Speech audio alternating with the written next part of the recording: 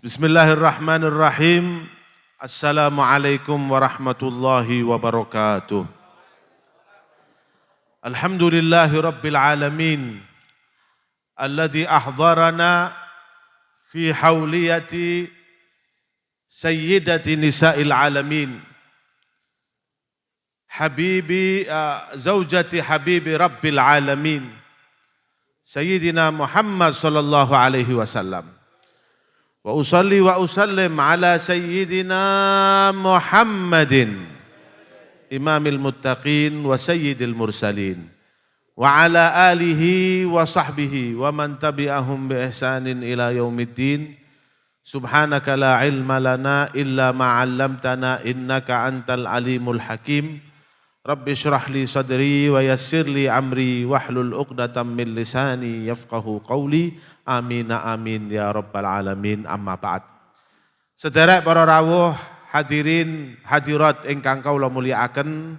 Alhamdulillah di sore hari yang sangat mulia ini tanggal 10 Ramadan Allah berikan kita karunia untuk menghadiri haul dari perempuan yang paling afdal seluruh dunia yang dijuluki Sayyidati Nisa'il Alamin dan manusia yang mendampingi Nabi Muhammad sallallahu alaihi wasallam, wanita mulia Sayyidatuna Khadijah bintu Khuwailid. Yang mana nasab beliau adalah Sayyidatuna Khadijah bintu Khuwailid bin Asad bin Abdul Uzza bin Qusay bin Kilab bin Murrah bin Ka'ab bin Lu'ay bin Ghalib bin Fihr bin Malik bin Nadar bin Kinanah. Beliau Sayyidatuna Khadijah lahir sebelum Nabi Muhammad sallallahu alaihi wasallam sekitar 15 tahun. Nabi Muhammad SAW itu lahir di tahun gajah, Amul Fil. Kejadian yang mana Raja Abraha ingin menghancurkan Ka'bah dan akhirnya sebelum menghancurkan dimusnahkan oleh Allah Subhanahu wa taala yang Allah sebutkan dalam surat Al-Fil, alam tara kaifa fa'ala rabbuka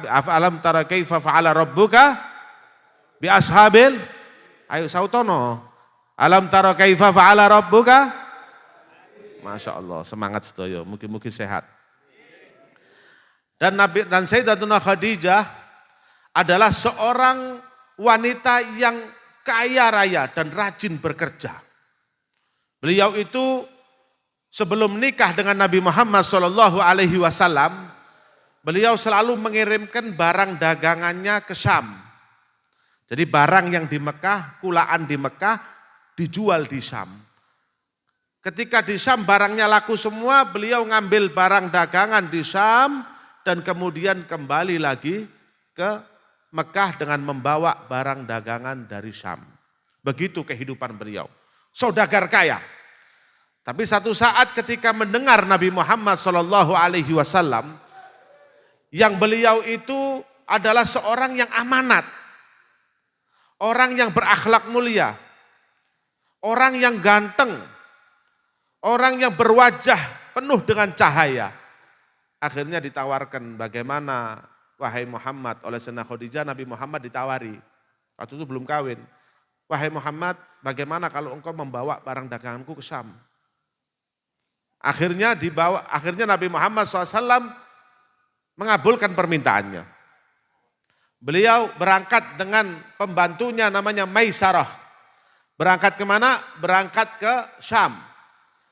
Di tengah-tengah perjalanan ke Syam dan sampai di Syam itu ada kejadian-kejadian yang dialami oleh Nabi Muhammad SAW. Barang dagangannya cepat laris. Untungnya kata. Masya Allah, tidak seperti sebelum-sebelumnya. Itu bedanya kalau barang dagangan dibawa Nabi Muhammad dan kalau barang dagangan itu tidak dibawa oleh Nabi Muhammad. Sebelumnya untungnya biasa-biasa saja. Tapi begitu dibawa Nabi Muhammad barang dagangannya, maka lakunya banyak sekali. Lakunya pesat, cepat, dan untungnya berlipat ganda. Makanya sing dagang-dagang, sing akeh solawatan, cek cepat laris sampean. Kemudian setelah pulang, Sayyidatuna Khadijah mendengar kejadian-kejadian di pertengah perjalanan. Sebagaimana barokahnya perjalanan, barokahnya dagangannya, laris, untungnya akeh. Dan yang lebih menakjubkan lagi di pertengahan perjalanan, Maisarah ini, pembantunya Khadijah ini melihat Nabi Muhammad tuh ketika waktu panas di siang hari dinaungi sama awan, gak sempat kepanasan. Itu irhasot, kejadian yang menakjubkan sebelum Nabi diutus menjadi Nabi. Akhirnya apa? Akhirnya Sayyidina Khadijah ketika mendengar akhlaknya Nabi, amanatnya Nabi Muhammad SAW, maka Sayyidina Khadijah langsung melamar Nabi Muhammad SAW. Yang bisa kita ambil pelajaran dari kejadian ini untuk kehidupan kita sehari-hari adalah panjenengan lesik derek rabi-rabi arek enom-enom iki. Lek kepingin cepet payu, akhlake sing mulya. Nggih? Nah, yang amanat ojo doyan ngentitan. Arek enom saiki lak repot dikongkon ibuke tumbas mari ngono duwike 50.000. Ya, barange regane 20.000, balik nang ibuke dibalekno 20.000. Apa ana? Kowe legane mundak, Bu, 20.000. Lah gak amanat, ambek wong tuane dhewe lho gak amanat. Ya napa ape payu, Pak? Nggih napa nggih? Nah, kedua, bagi orang tua yang memiliki anak perempuan, perawan, itu niru Sayyidina Khadijah. Yang dicari itu orang yang mulia akhlaknya, yang amanat. Ojo sembarangan ae. Kadang-kadang ono wong apik njaluk ditolak. Apa? Kere.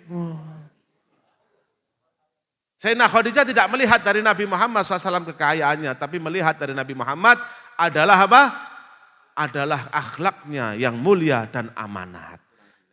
Nah, dilingno kurang 9 menit, Beb. Allahumma sholli ala Muhammad. Kemudian di antara keistimewaan Sayyidina Khadijah adalah wanita yang membantu dakwahnya Rasul sallallahu alaihi wasallam. Yang mana membantu dakwahnya Rasulullah bukan hanya membantu saja, membantu dohir batin, memberikan penyemangat kepada Nabi Muhammad SAW ketika diganggu oleh kafir Quraisy. Jadi kalau masuk rumah, Nabi Muhammad itu habis dicaci, dilempari batu dan lain sebagainya. Itu ketika masuk rumah, itu melihat Sayyidina Khadijah itu tenang. Ya, dan juga Nabi diladeni dohir batin. Kemudian ketika kekurangan dana dibantu oleh Sayyidina Khadijah. Ini pelajaran buat kita apa setiap hari? Bahwasanya bagi ibu-ibu kalau menjadi istri harus seperti Khadijah. Sayyidina Khadijah. Kenapa? Penenang bagi suami. Zaman sakniki kathah tiange arek lanang iku seneng ngopi nek njaba daripada ngopi mbek bojone. Napa? Begitu melebet griya bojone ngomel ae. Nggih napa nggih? Nggih napa nggih? Makanya ini risalah surat dari saya, dari Sayyidina Khadijah. Bahwasanya kalau menjadi istri, harus menjadi istri sebagai penyemangat dan membantu zahir batin perjuangan seorang suami. Kemudian di antara kemuliaan Sayyidina Khadijah adalah bagaimana Rasul Shallallahu Alaihi Wasallam sangat-sangat memuliakan Siti Khadijah. Yang mana sepeninggalan beliau, Sayyidina Khadijah itu selalu dipuji oleh Rasul SAW. Selalu dimintakan ampun oleh Rasulullah. Kemudian selalu untuk diingat di depan orang banyak. Bahkan sampai Nabi Muhammad itu diriwayatkan sering memotong kambing, dagingnya itu dibagikan kepada teman-temannya Sayyidina Khadijah walaupun sebelum meninggal. Itulah Sayyidina Khadijah radhiyallahu taala anha. Di sini disebutkan dalam satu hadis riwayat bahwasannya Nabi Muhammad SAW pernah memuji Sayyidina Khadijah. Beliau mengatakan, kamu laminar rijali kathir. Orang laki yang mulia, yang sempurna itu banyak. Tapi walam yakmul minan nisa'i illa arba'. Dan tidak ada yang sempurna dari kaum wanita kecuali 4. Siapa itu? Sayyidatuna Maryam binti Imran, Asia istrinya Fir'aun, dan Sayyidina Khadijah bintu Huwailid istri beliau, dan yang terakhir adalah Fatimatuz Zahra. Itulah 4 yang mulia. Nah, maka dan itu sebagai penutup, Sayyidina Khadijah itu meninggal pada bulan Ramadan, ya, tahun ke-10 daripada kenabian Nabi Muhammad SAW, dan beliau meninggal berumur 65 tahun. Kemudian dimakamkan di Hujun yang sekarang itu namanya Al-Ma'la. dan Rasulullah SAW langsung yang masuk ke liang lahat dan dikuburkan, dan Rasulullah SAW yang masuk ke liang lahat dan menerima jasadnya langsung Sayyidina Khadijah dan dikuburkan. Dan itu terjadi adalah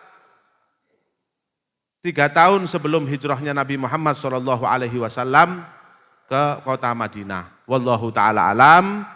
Niki seketik mugi-mugi angsal barokahe. Mugi-mugi panjenengan termasuk orang-orang yang sukses di bulan Ramadan. Dan terakhir saat dereng kula tutup, niku di depan panjenengan ada kurma. Nggih napa nggih? Kadang-kadang lek ningali oh belum. Sing bagi kurma kok olehne akeh iki. Sebagai penutup, mari kula pesen Kanjeng Nabi nanti dawuh, ida aftara ahadukum falyuftir ala tamr, fa in lam yajid falyuftir ala ma'in. Siapa yang mau buka itu dimulai dengan kurma dulu. Kalau tidak ada kurma, air putih. Jenengan wonten kurma nggih? Nah, insyaallah langsung didahar. Ojo ke susu digasak esi dhisik ae, Pak. Kadang-kadang sih nggak kuat gasak esi dhisik. Ikut sunnahnya Nabi Muhammad SAW di akhir majelis ini supaya sempurna, panjenengan mari begitu azan Allahu Akbar langsung napa niku? Langsung makan kurma dulu, dibuka warna dengan kurma dulu supaya dapat angsal sunnahnya Nabi Muhammad SAW. Dan kurma niki disunnahkan waktu sahur juga disunnahkan. Ya, ojo buka tok, sahur juga disunahkan. Amin Allah, mugi-mugi senengan sedaya barokah. Dawa umure, akeh rezekine, lunas utange. Amin Allahumma amin.